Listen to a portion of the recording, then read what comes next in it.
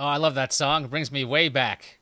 Hey, everybody. Welcome to Killing Time, the show that searches for entertainment that does not suck. Now, you guys who probably been watching this might be thinking, you guys never review stuff that sucks. We will get to that. JB and I have been talking about this. We're going to have some specials.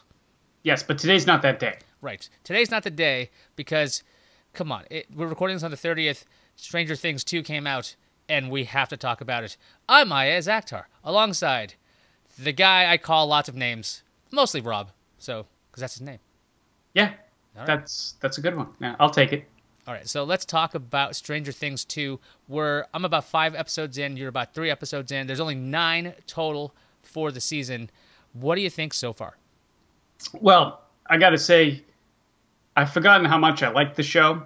I'd forgotten how much I liked how it's shot, where it feels like it's shot in the 80s, but then the effects are a little bit more modern, not as cheesy or campy. You know, it almost has that nostalgia feel to it while still capturing some, modern filming techniques, which always jumps right out at me. So far, I really like it. I'm only 3 episodes in. Perfect time of year for something like that, around Halloween, fall. So far, really good. I'm not going to give anything away, but, if you like the first season, you're going to like the second season. Yeah, it's so far in the episodes I've seen, it's kind of more of the same. It is like a direct continuation. I think it's a year later.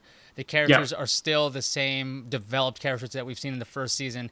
So far, we're not spoiling anything. So if you haven't seen the show, don't worry. We're not giving anything away just yet. And if we do say something, I'll let you guys know.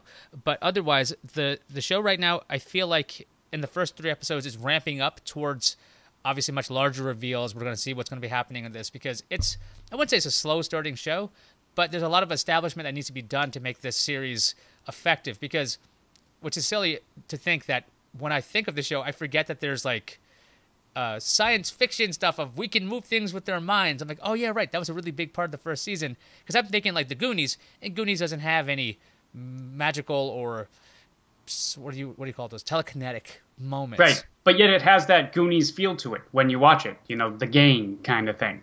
Yeah, exactly. That totally feels like the Goonies. And now I think we can spoil something here. So now we're going to go into spoiling. I don't have a graphic for that just yet. So we are spoiling things right now. Spoil. Okay. So Sean Astin is in this show. And you are thinking very, very hard about this because you have frozen your video. We'll be right back. You're back. Yeah. Yeah. Okay, your video froze for a second. You look super serious. And you're like, Sean Astin. Sean Astin.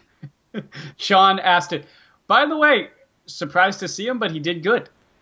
Yeah, he's playing. So far. I mean, he works out. And, lucky him, he gets to date Winona Ryder. He's probably wanted to do that his whole life. I was thinking about that when I was watching this because I'm like, this guy is he plays a lot of nerds. If you watch any 80s movies, he's the lead kid in the Goonies. He's also one of the leads in Encino Man, where he plays another very uncool character. And I think he plays some kind of hobbit or something. Yeah. On something else. I don't know. I don't watch those movies.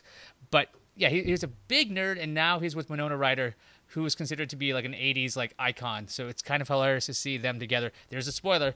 The character Sean Astin is playing is Winona Ryder's boyfriend, I guess. They're not married. Which you find out in about the first 10 minutes of the show.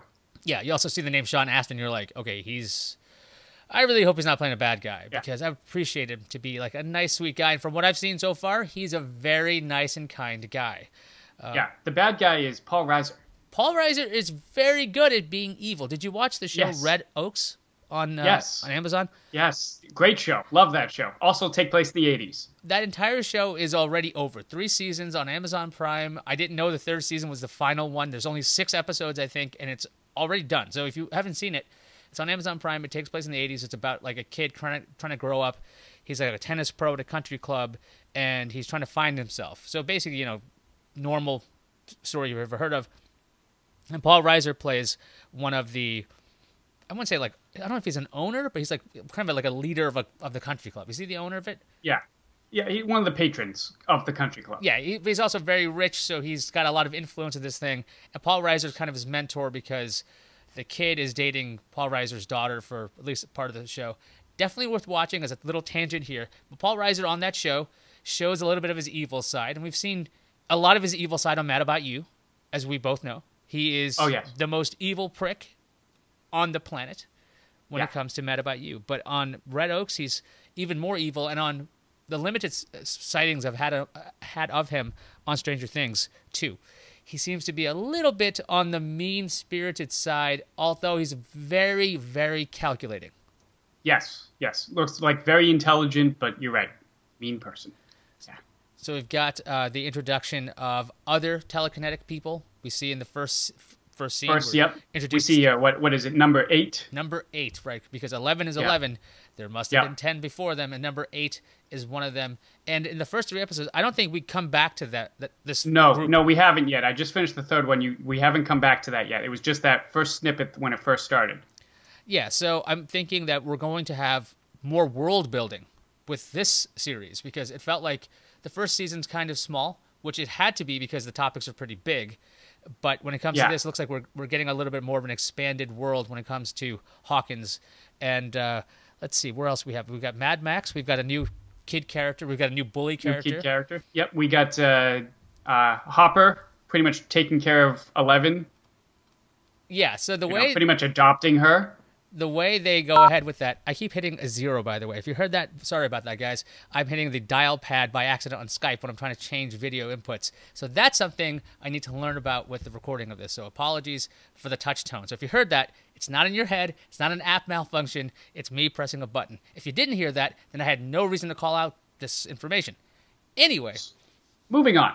Hopper, 11. Let's hop on to Hopper. So the way they show this interaction between the two, that like 11's just there, and it's like at the end, I think, of the second episode where this happens, and you just kind of go, okay, I guess we're going to go ahead with this idea when it comes to what's going on there. And now we're thanking our patrons right now because I put up the wrong screen, but I don't care. I'm going to put it up anyway. We're going to thank them now. Our thank awesome you so much. patrons for helping out our show. And here's the other thing. These folks have put in a pledge of a certain amount of money that lets them have their names on the screen. Now, we did gain some other patrons over the past week, so thank you to everybody who's actually joining our show. Really appreciate every little bit helps. So thank you to you 4 guys who are still on the video credit level. And so I'm going to go back to our shot here. Apologies for the giant interruption. But then again, we wouldn't be here without these people. So let's go back to our discussion of Stranger Things 2, which Hopper and 11, they seem to be tumultuous at best. Yes, it's a odd pairing, so to speak. Yeah, it's a lot of learning when it comes to 11. She's trying to figure out her whole life, and she's very limited in her information because, season 1. This is really not that big a surprise. Yeah. Really did like their interactions so far. Yeah, and I really did. And just another aside, I think David Harbour, who plays Hopper, is going to be Hellboy. And I was looking at him in one of the scenes, and I thought, yeah, I could see him being a sarcastic, good Hellboy. He might pull it off. He's definitely really good at the role he's in right now. If he's going to be a good Hellboy, I think this is a good indication that he will be. But I'm not 100% sure yet because, well, I haven't seen anything yet. I've seen one image of him as Hellboy. Right. It looks great. I think he can do the sarcastic thing down. He looks like Ron Perlman with the makeup on. So that's a plus. He definitely has the acting chops. So I think I'd say I'm about like 98% sold. There's a small bit of me that's kind of like, oh, maybe he won't be that good. But as I'm talking about it, that 2% is getting smaller and smaller and smaller at this point. So where are we with Stranger Things 2? We talked about Hopper and 11. We've talked about the new bully character. And I feel like this bully character we haven't talked much about, he's Mad Max's brother or something like that. Or something. We don't know. They're related or something, maybe steps or I don't know. Yeah, it might be that way. And he's That's going to come out eventually.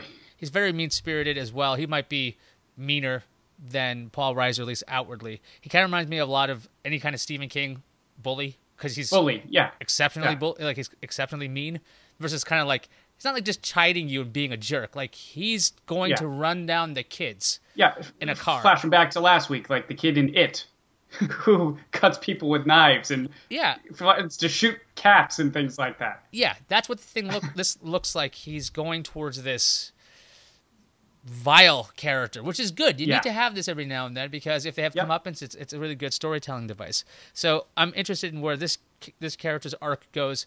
How about Steve and Nancy? Let's talk about Steve and Nancy, everybody's favorite couple in Hawkins. Steve with the awesome hair, he continues to have that, and Nancy with a haircut, who's also very nice. Yes. Are you enjoying their interactions? Yes, very interesting. You know, I like that their Halloween costumes, by the way, were risky business for anybody that didn't know, because they never mentioned it, but that's what they went as. They went as the two main characters, Rebecca De Mornay's character and Tom Cruise's character from Risky Business. You could tell by his glasses, and so that was interesting. But they're just a terrible couple. They are pretty bad. Awful. I'm trying to get an image up right now of them in their costumes. I'm just going to go to two shot of us real quick. As I'm searching for this, I'm going to just be rambling a little so I can find you the picture of Nancy and Steve dressed up. This is from Entertainment Weekly. So if you're seeing this, I know Rob's not, but this is the way it's going to be. That's 3. There you can see Steve with those sunglasses. I thought at first he was some kind of lost boy. Mm-hmm. And then Nancy's got her hair and this totally white suit, costume. It was the little top. Yeah, it was actually her who gave it away to me, because that outfit I remember Rebecca De Mornay wearing in the movie. There's a better shot coming up of her in the white suit right here. And you can see her with the white and the little black bow. Although there were some interesting Easter eggs in the back. You had some Cobra Kai members, which I really did enjoy, because I don't know how big that movie was at the time. I remember Karate Kid 2, but I don't remember how big Karate Kid Part 1 was, even though I don't think it was called Part 1. It was just Karate Kid. So, yeah, there were Joel Goodson and Lana. Did you notice, just as a side here, I'm speaking of, kind of Easter eggs to movies, when the little animal gets away in the school and is running away, the music has a little Gremlins feel to it. Yes, absolutely. Right? So there's... now we're giving away, obviously we're in full spoiler mode. It seems like one of the creatures from the Upside Down has made it to Hawkins, and Dustin is taking this animal on as a pet. And because it's the 80s, you can't just look everything up. So he's not sure if it's a Earth animal or not, which in all fairness, very, very normal, because when you're like 12, you don't know. How would you know? Yeah, you don't know all the animals, so why would you know? So he's like trying to get books on it. And so it turns out it's from the other Upside Down, not the other side. The other side's a whole different thing. It's from the Upside Down. His nickname Dart, and the music starts playing, and you start hearing this like Danny Elfman like theme. And when it played, I paused it and I said to Liz, and I go, "Does this sound like the Gremlins to you?" Gremlins. Like, yes. And it just had this Gremlins tone, which was great. Yeah. I mean, there's only one of the animal right now, so it's, I guess it's a Gremlin theme. It was a nice nod without being too much. Right. But yeah, so definitely noticed that. Super 80s nerd kind of person to pick up on it. But yeah, it was definitely there. Yeah, very impressive. Oh, now I found an animated GIF of Nancy and Steve, and you have to watch this later, Rob, because it's just worth watching over and over again. I'll just send you the clip. Is it when they're dancing? Yes, they are dancing. And he's banging his head? Yeah. Yeah, and Nancy plays a very convincing drunk, I will say. Yep. Her dialogue is very believable. The Duffer Brothers, my hat is off to you guys for writing drunk dialogue. Very well. As an expert. Yes. My hat's and off then even the dialogue the next day when she doesn't know what she said or did. It's kind of outstanding. So yes.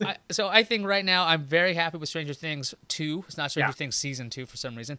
I'm going to finish it up probably next weekend, because it's one of those family shows. I watch it with my son and Liz, and we have to sit there and watch it. What does he think, by the way? Is he too young to get most of it, or does it work for him? Just throwing it out there. So the weird thing is, of the three of us, I'm the only one who had nightmares about this.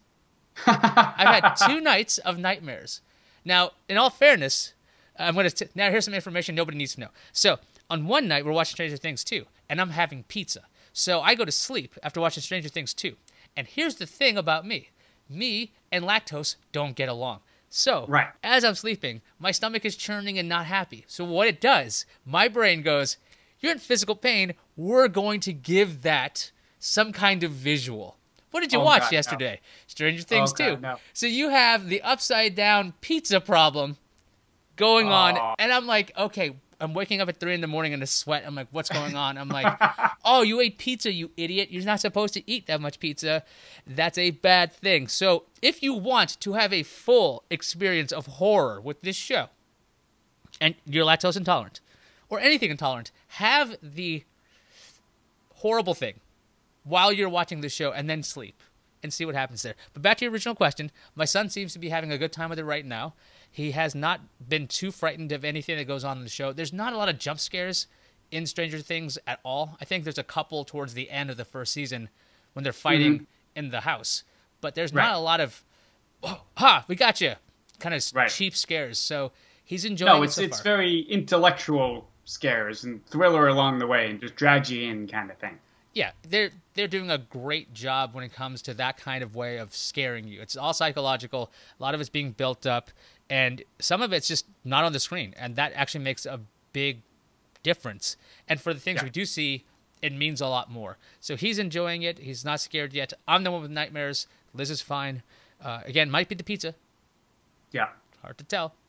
But I definitely had nightmares from it. I didn't say it last week when we talked about it, but that movie, I had a nightmare or two. I have yet. But clowns have always freaked me out, so. I have yet to have that problem.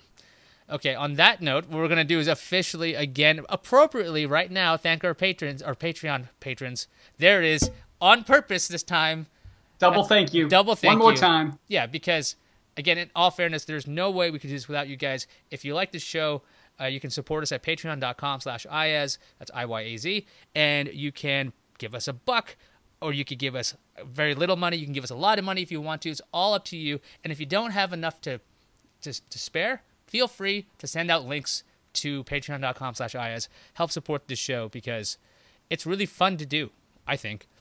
Yeah, I have a blast. And so, like we said, coming up soon on this, on Killing Time, we're going to be doing some of the worst movies we've seen, some of the worst TV shows we've seen, because, you know, we've gotten really busy in our older age, and we're like, we don't really want to watch crap. But sometimes we watch stuff, and we're like, that wasn't supposed to suck.